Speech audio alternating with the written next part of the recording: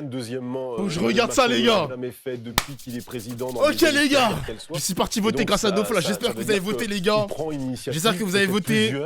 Dès ce soir, pour la bonne personne. Salut Shinzo. 10% minimum pour LFI les mecs. Au moins 10%. Et surtout sans attendre d'aller à... Au moins 10%. Et je vous rappelle les gars, je vous rappelle qu'on aura les estimations maintenant tout de suite. Mais tous les bulletins ne seront pas dépouillés. Le résultat définitif, ce sera aux alentours de 22h30, 23h. 22h30, 23h les mecs, voilà. Donc voilà. Cette soirée, j'ai envie de dire, à un peu plus d'une minute des résultats. Ok. Première surprise de cette soirée, l'annonce d'Emmanuel Macron qu'il s'exprimera donc depuis l'Elysée très rapidement après ces résultats. Oh oui, c'était d'abord un Macron qui... Il avait laissé où j'ai mis en direct les mecs, j'ai mis en direct, vous inquiétez pas, je fais plus de plus. Une minute les mecs, une minute. Conséquences nationales, enfin... d'un bouger éventuel, comme on dit dans le monde politique. Oh putain Neila, pardon, je vous arrête. Dans 50 secondes maintenant, je monte le son, les mecs, les résultats de cette élection, de ces élections européennes, les seules élections nationales de mi-mandat en France, 19h59. Regardez plus le chat, les mecs, regardez plus le chat. Soyez focus sur le truc là, parce que le chat, ils auront une micro-avance. Mais je suis en direct normalement, les mecs. Très grand suspense, c'est déjà une première surprise. Emmanuel Macron s'exprimera très vite après ces résultats. Les différents candidats moi, je rate plus le chat là, et vous le vivrez bien sûr en direct sur BFM TV. Dans les minutes qui viennent, les prises de parole de Jordan Bardella, de Marine Le Pen également, et donc d'Emmanuel Macron. Lisez tout le monde va parler. Le président va parler, on va le suivre sur BFM TV. Mais avant ça, 15 secondes avant donc les résultats de ces élections 15 secondes, wesh. Oh putain. Nous sommes le dimanche 9 juin, 5 secondes. RN sera premier, c'est sûr, wesh. 2, 1, Apolline. Et c'est Jordan Bardella qui arrive ils ont en fait tête 15%. avec cette liste. Il obtient 32% des voix. Montrez-les les filles, wesh. Valérie Ayé pour le parti Renaissance, le parti de non, vous avez mis les Motoni, les mecs. Mais non, fallait pas mettre les juste devant donc Raphaël Glucksmann. 13,9%, c'est l'estimation de notre partenaire. Et on part immédiatement retrouver les différents QG. Mais non, ils ont fait 5%, ils ont fait 5%. 9,3% des voix, c'est Manon. Oh, ils sont presque à 10. Ils sont presque à 10, les gars. François-Xavier Bellamy pour les Républicains, 6,8%. Ok. Marion Maréchal, on aura les 10, les mecs, on aura les 10. Et 5% pour Marie Toussaint, on le rappelle, en dessous de 5%. Ça veut dire que vous n'avez aucun élu à Bruxelles. On voit que c'est tangible. Léon de Fontaine, le communiste, a tous les bulletins n'ont pas été dépouillés, les mecs. Attendez. Dans les différents QG, attendez. des 3 premiers, et on va justement parce que en fonction des pourcentages, les mecs, on verra si Rima Hassan pourra faire partie des députés européennes, là. On verra ça, les mecs, on verra ça. Qui arrive dans la partie haute de votre écran. Ces images donc en direct des militants RN. Oh là. Comment ça a pu forcément beaucoup de joie à Pauline. Comment ça a pu voter très largement Valérie Ayé, wesh. Militants qui disent on a gagné avec des drapeaux français à la main. Évidemment pas de drapeau européen ici. Il y a eu une explosion de joie des militants. 8,30 selon LCI Dofla. Ok. Tous les bulletins ne sont pas dépouillés, les mecs. Je vous rappelle que le définitif c'est vers 22h30, les gars. Toute la campagne en coulisses, ils ont voulu vraiment... Attends, mais j'avoue, ils ont fait plus du double. Bardella, il a fait plus du double. 30% que les sondages leur choqué. Marine Le Pen expliquait que le seuil permet de faire la bascule entre un parti d'opposition et un parti de gouvernement. Donc ce seuil, il est atteint. Donc c'est un soulagement pour eux ce soir. Ce qui est très scruté maintenant, c'est l'écart avec la liste de Valérie Ayé. Et c'est ce que Jordan Bardella va probablement mentionner dans son discours. Ok, donc Marie Toussaint, elle a réussi à avoir des députés pour le Parlement. Donc elle a fait les 5%. Malheureusement, Léon Desfontaines, 2%, ne sera pas... Vous ne le voyez pas encore, mais il sera pas député pour s'exprimer devant ses militants dans les toutes prochaines minutes. L'écart, il est énorme. Anne Sora Dubois du côté de Renaissance, plus de 16 points d'après notre estimation. Wesh. Et là, plus de 16 points d'écart entre Jordan Bardella et Valérie. Franchement, la honte. Oui, on peut vous dire qu'au moment où Parti les résultats animaliste. se sont affichés dans cette salle de la maison de la mutualité, Florian il y a eu quand même des applaudissements assez nourris, on peut vous le dire. En revanche, aucun sourire, on n'a pas vu un seul militant applaudir avec le sourire. Il y a une forme aussi, il faut le dire, de consternation. Ici, en quelques secondes, j'ai entendu plus de 10 fois, plus du double. Je regarde les réponses de Twitter, là, je regarde. J'ai entendu Jordan Bardella du score de Valérie Ayé. Et donc, effectivement, ici, c'est une grosse déception. élections. Valérie Hayé, deuxième. Les soutiens de Valérie Hayé, tous ces ministres qui sont arrivés il y a quelques instants, ils vont pas tarder à rejoindre cette salle. Ensuite, ça sera la prise de parole de la tête de liste Valérie Hayé, qui dépendra bien sûr de la prise de parole du chef de l'État. La France est bien si ce soir amnésique. que le score de la liste Renaissance impacte l'exécutif désormais. Ces deux entités sont liées dans cette défaite électorale ce soir. Sera Dubois, on va tout de suite au QG de la liste du Parti Socialiste Place Publique de Raphaël Glucksmann, Anthony Lebos. L'enjeu, c'était de tenter de passer. Glucksmann devant LFI, ça fait mal. En vrai, ça fait mal. J'avoue que là, c'est une petite défaite quand même. Je voulais au moins remplir l'objectif des 10%. On attend de voir le dépouillement des derniers bulletins des grandes villes. Mais s'ils ont 10%, moi, je suis content, les mecs. J'ai rempli mes objectifs. Hein. Et devant la liste moi, ça me Renaissance, va. Moi, ça me va. Glucksmann est finalement arrivé 3e. Mais Glucksmann, 3e. Oui, il n'y aura pas eu de croisement des courbes, tant espéré jusqu'à la dernière minute par l'équipe de campagne de Raphaël Glucksmann. À l'annonce des résultats, il y a eu une forme de mélange entre des huées et des cris de joie. Huées au regard du score du Rassemblement national, très élevé, et des cris de joie parce que Raphaël... Ça change quoi, 10% d'Ofla? Bah, c'était mes estimations, les mecs. Hein. Moi, c'était ma petite prédiction personnelle. Moins d'abstention, l'objectif est rempli. Plus de 10% ou 10% minimum, c'était aussi mon objectif. Mais là, on s'y rapproche, hein. On s'y rapproche. Socialiste, c'est le 3e homme de cette campagne. Il y avait deux enjeux au fond pour le PS et Place Publique. D'abord, essayer de tenter de se faire une place dans ce duel entre la majorité présidentielle et le RN. 32% Bardella.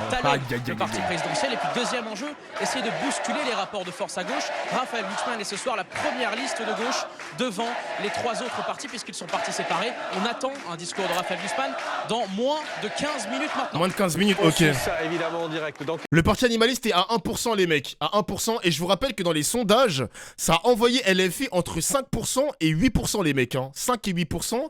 Et là, on a un LFI à 9,30%. Sans le reste des dépouillements quand même, donc il faut être un petit peu patient. Quatennens, député de la France Insoumise du Nord, bonsoir. Bonsoir.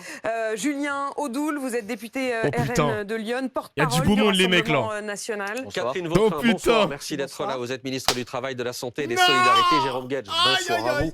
Vous êtes député socialiste de l'Essonne. Catherine Vautrin, on a aussi envie de vous entendre, vous et Julien Audoul, comprendre d'abord Julien Audoul. La joute verbale va commencer, les mecs, ouais. Écoutez, c'est un vote historique pour notre famille politique qui réalise le résultat le plus important de ces 40 dernières années. Je tiens d'ailleurs à féliciter tous nos électeurs partout en France qui ont permis cet exploit. Et justement, Jordan Bardella que l'on voit il va parler Bardella, en direct, il monte sur la scène de son QG. Jordan Bardella qui s'apprête donc à prendre la parole. Jordan Bardella qui est très largement en tête. Il parle déjà 32% des voix.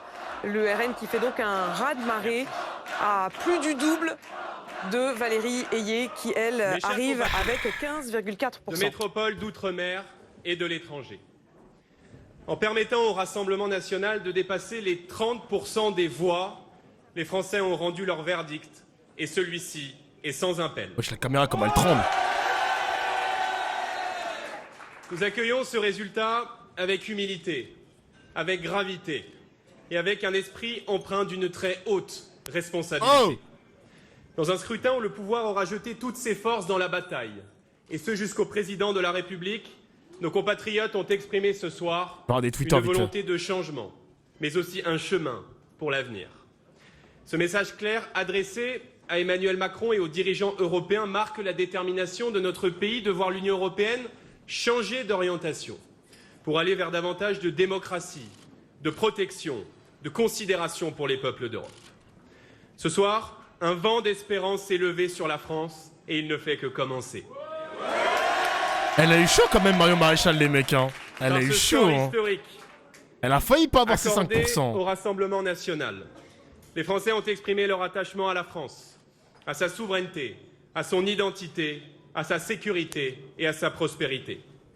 Par-delà leur soutien à une Europe des nations, les Français ont plébiscité ce soir la reprise en main de notre politique migratoire, le retour de l'autorité de l'État sur chaque mètre carré du territoire, la préservation de leur pouvoir d'achat, la défense de nos emplois, de nos industries et de nos agriculteurs face à la concurrence déloyale.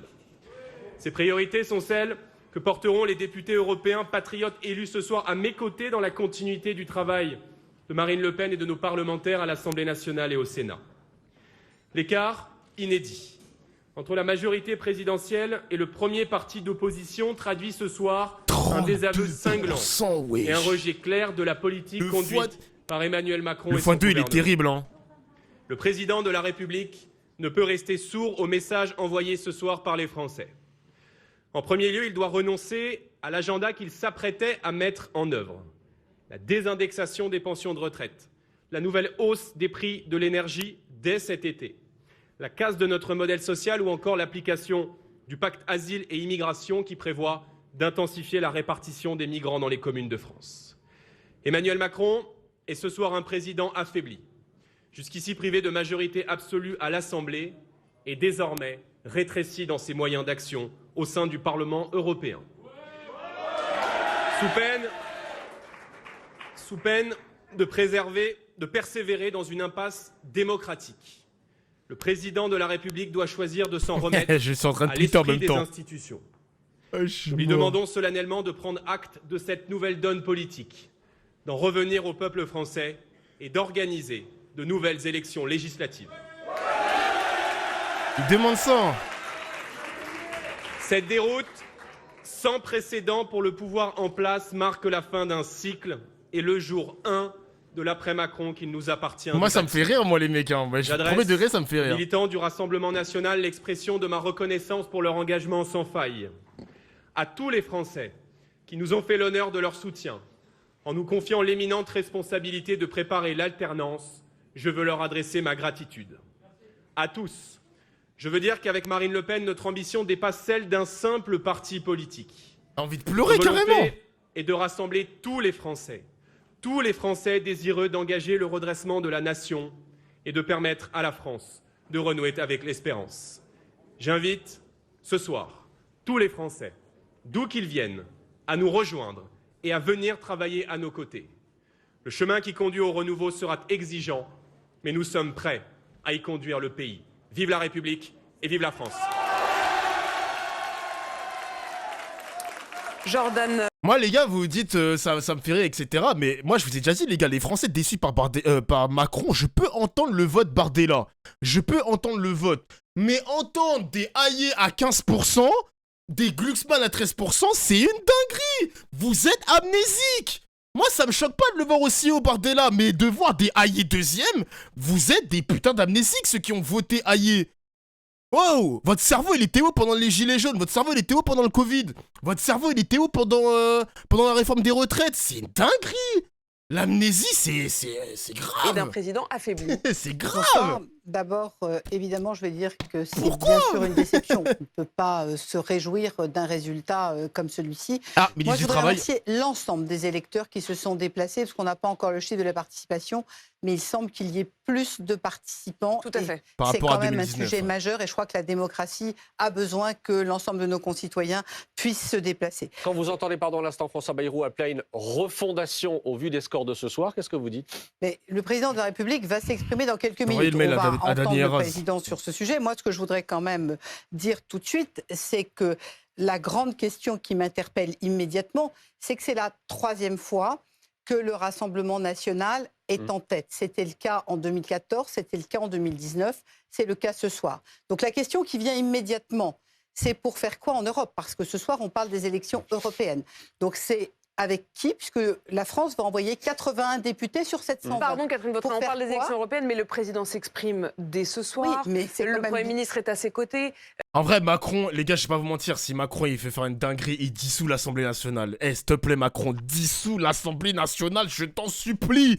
Fous un bordel dans cette démocratie, s'il te plaît. Et quel rapport de force? On ne peut pas le nier, c'est un point extrêmement important. Alain Il le Duhamel, fera jamais, est-ce il le fera qu'effectivement, jamais. Quand Jordan Bardella dit qu'Emmanuel Putain. Macron doit, je cite, s'en remettre à l'esprit des institutions et revenir donner la parole aux Français en permettant de nouvelles élections, c'est-à-dire une dissolution. Dissolution, Est-ce que ouais. c'est envisageable? Est-ce qu'Emmanuel Macron pourrait, dans quelques minutes, lorsqu'il va donc prendre la parole, on l'attend d'un instant à l'autre, dire qu'il décide de dissoudre l'Assemblée nationale? C'est envisageable, mais ça ne me paraît pas probable. Alors je prends des risques en disant ça quelques minutes avant le président qui dira peut-être le contraire. Mais a priori, Les filles, ils ont fait 9,3 pour l'instant, il y les a mecs. déjà les prémices d'une crise politique qui existe. C'est quoi les résultats d'Ofla? Mais t'es con, quoi? Mais il y a des gens, ils sont cons sur mon chat. Hein. Le Rassemblement T'es con, national quoi. l'emporterait. Il y aurait une forme de cohabitation avec l'extrême droite qui ne s'est jamais produite dans l'histoire. Et a fortiori sous la Ve République, on serait dans un autre pays. Mais enfin, moi, ce qui me frappe dans cette affaire, c'est qu'il faut dire les choses comme elles sont, que ça fasse plaisir ou non. Le Rassemblement national a remporté une énorme victoire. La majorité présidentielle, une énorme défaite. Et tout va être remis en cause, forcément. Et on entre dans une période où, mais disons qu'il y a quasiment 40%, si on ajoute les extrêmes droites les unes aux autres, et probablement une partie des électeurs du Parti républicain ensemble, qui choisit, en tout cas pour ce scrutin-là, pas forcément pour d'autres scrutins, mais pour ce scrutin-là, qui choisit le populisme et l'euroscepticisme. Semble avoir passé la barre des 5%, c'est ce que va nous confirmer Bernard Sananès. On va voir ça avec vous, Bernard Sananès, revoir les résultats de ce soir, votre analyse des résultats que vous nous communiquez, des estimations. La première analyse, cette première estimation, il y a des noirs au RN là. Que c'est un record historique pour le Rassemblement national. Le meilleur score qu'il avait obtenu, c'était à des élections régionales de 2015, c'était 27,73%. 15%. On est à 32% ce soir. Et aux européennes, son meilleur score, c'était déjà Jordan Bardella en 2014 avec... Je suis en train de regarder les gars, désolé si je coupe en même temps parce que moi je communique avec vous et tout, mais les mecs, je suis en train de regarder la convo, je regarde Twitter, etc. Bon, il y a beaucoup de pro-LFI qui sont tristes de ce soir. Évidemment, les mecs, on n'est pas aveugles, on savait que ça allait voter massivement Bardella. Je ne suis pas triste parce que mes prévisions étaient bonnes, mais là où je suis vraiment triste, c'est de voir à quel point il y a des Français qui sont amnésiques. Moi, c'est ça qui me rend triste. Moi, je suis désolé, je suis triste de voir des Français voter Macron encore. Ou voter une liste macroniste. Moi, les gars, je suis désolé, les gars, ça me rend triste. Je suis super triste. Parce que je suis presque sûr que les personnes qui ont voté Macron, déjà, c'est les vieux qui ont perdu du pouvoir d'achat quand ils sont en tant que retraités, qui ont défilé aussi dans les différentes manifestations. Ils ont quand même voté Valérie Hayé. Moi, franchement, c'est ça qui me rend triste. C'est vraiment ça qui me rend triste, les gars. Premier degré. Putain, c'est 15% quand même. 15%. C'est grave. Les premiers partis de France, c'est les abstentionnistes. Bien sûr, mais je suis d'accord avec toi. Bien sûr. France Insoumise connaîtrait une légère dynamique qui l'a fait remonter, sans doute pas au et glucose. La barre des 10%. Glucose, pareil. Enfin, François-Xavier Bellamy est à 7% des suffrages, un tout petit peu moins. 6,8, c'est moins qu'en 2019, où il avait obtenu 8,5 des suffrages. Et puis, il y a une incertitude sur les deux partis suivants. Reconquête, 5,2, donc au-dessus de la barre pour l'instant, mais ça doit être affiné. Europe Écologie Les Verts à 5%. Ça se joue à 0,1% près pour que les écologistes continuent à... Attends, Marion Maréchal, c'est pas sûr, mais pourquoi? Ah, mais il y a des estimations qui peuvent être revues à la baisse? Ça peut être revu à la baisse, genre. Vous savez, c'est le fait du prince, il va s'exprimer, donc on va l'écouter. Moi, j'appelle pas particulièrement une dissolution, mais ce que je dis au président de la République, c'est que s'il la souhaite et s'il la décide, nous y sommes prêts. On va pas passer toute la soirée à commenter les probabilités de ce que va dire Emmanuel Macron. Moi, je voudrais juste d'abord nous appeler toutes et tous collectivement à la prudence, parce qu'on a quand même aussi l'expérience des précédentes soirées électorales. Je pense à l'une que j'ai bien en tête, celle de la présidentielle de 2022, où les estimations à 20h donner Marine Le Pen 3 points au-dessus de son score final et Jean-Luc Mélenchon 3 points en dessous de son score final. Parce que jusque 20h, il y a les grandes villes qui votent, ça peut faire bouger un peu les scores. On va regarder ça. Vous espérez que Alors pour ceux qui n'ont pas la ref, les mecs, si Marion Maréchal, elle fait en dessous de 5%, les mecs, il n'y aura aucun député européen de la liste Reconquête, donc la liste de Zemmour qui sera au Parlement européen. Voilà, comme ça vous avez la ref, les mecs. Si elle fait en dessous de 5%, voilà. Persuadé que dans les résultats définitifs, le score sera encore plus haut. Mais ce que je veux dire d'abord, je pense, en tout cas, ce qu'il y a de sûr ce soir, c'est que je vous arrête évidemment... tout de suite, puisque c'est Raphaël Glucksmann qui rejoint donc son QG et la scène donc de son QG. Il grimpe les marches et il va donc s'exprimer d'ici quelques instants. Raphaël Glucksmann, qui est donc le troisième homme, arrivé à 13,9% des voix, le candidat du Parti socialiste, et de place publique. Raphaël Glucksmann. L'agent de la CIA, les mecs. Chers amis, j'aimerais d'abord remercier les milliers et les milliers de Françaises et de Français qui ont permis à cette élection de se tenir une fois de plus dans notre pays, à tous ces bénévoles qui font vivre notre démocratie. J'aimerais remercier les millions et les millions de Françaises et de Français qui ont été exprimer leur vision dans ces élections, quelles qu'elles soient. J'aimerais remercier les millions de Françaises et de Français qui ont porté leur suffrage sur notre liste pour une puissance écologique européenne. J'aimerais remercier tous les bénévoles qui ont participé à cette campagne, fondée sur l'optimisme, la joie, la ferveur, l'amour de l'Europe, de la démocratie, de la solidarité, de l'écologie, de la justice. J'aimerais leur dire que nous serons dignes de leur confiance, que nous serons des combattants de l'Europe démocratique, de l'Europe souveraine, de l'Europe féministe, de l'Europe humaniste, de l'Europe écologiste et de l'Europe sociale. Mais je suis fier de ce que nous avons fait ensemble, mais je n'ai pas l'âme à la fête. Aujourd'hui, l'extrême droite représente 40% en France. Non. Aujourd'hui, partout en Europe, nous assistons à une vague qui ébranle profondément nos démocraties. Nous vivons un moment de bascule, un moment historique. La guerre a fait son retour sur notre continent. Oh, il parle de la guerre, mais... est en tête dans de nombreux pays européens. Dans les institutions, des ennemis de l'Europe œuvreront à la déconstruction de ce trésor commun qui est la construction européenne et la démocratie. Eh bien, nous leur tiendrons tête. Nous leur tiendrons tête en Europe et nous leur tiendrons tête en France. Bon.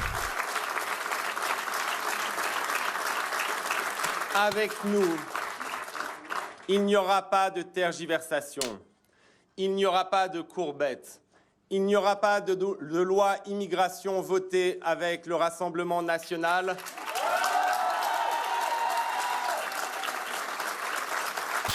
Ça fout la rage. De les voir troisième, ça fout la rage. Nous ne jouons pas avec à chaque scrutin. C'est le jeu, c'est le jeu, c'est le jeu. Nous la combattons jour après jour.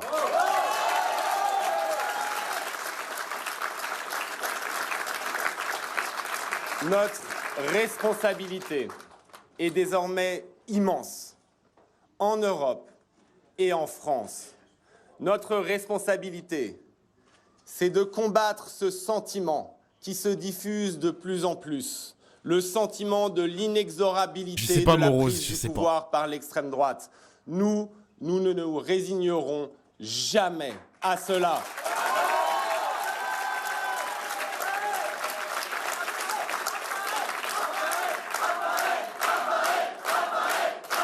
Ils disent quoi? J'entends pas.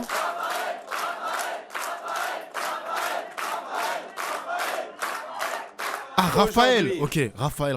Nous sommes à un niveau que personne n'attendait au début de la campagne. Nous sommes... C'est vrai ça. Sympa. À un niveau qui nous oblige, chacune et chacun d'entre nous, qui nous oblige face à l'histoire, qui nous oblige et qui nous condamne à un combat inlassable. Alors, nous ne ferons pas la fête. Ce que nous ferons, c'est que nous nous préparerons à la suite. Nous allons ensemble travailler, et travailler, parce qu'il n'y a rien d'autre. Faire émerger. Ouais. Faire émerger ce que ce pouvoir de communicant n'a pas su faire émerger, c'est-à-dire une alternative cohérente, puissante, ferme et enthousiasmante au repli nationaliste. Ce que nous allons faire émerger, c'est un nouvel espace politique. Well. En France et en Europe. Les mots de Raphaël Glucksmann, Jérôme Gage pour le Parti Socialiste, il évoque la suite. La suite, c'est quoi, c'est 2027 ? Mais wesh, ils ont même pas de respect, ils ont laissé. Mais les gars, rendez-vous compte de la gueule des médias. Barthélemy, il a eu son discours du début à la fin. Ils ont même pas laissé le discours de Glucksmann du début à la fin. Mais rendez-vous compte dans quel pays on vit, wesh. C'est une dinguerie, ça l'a coupé. Ça a pas coupé Barthélemy, mais ça a coupé Glucksmann. Mais on est où, bordel? Putain.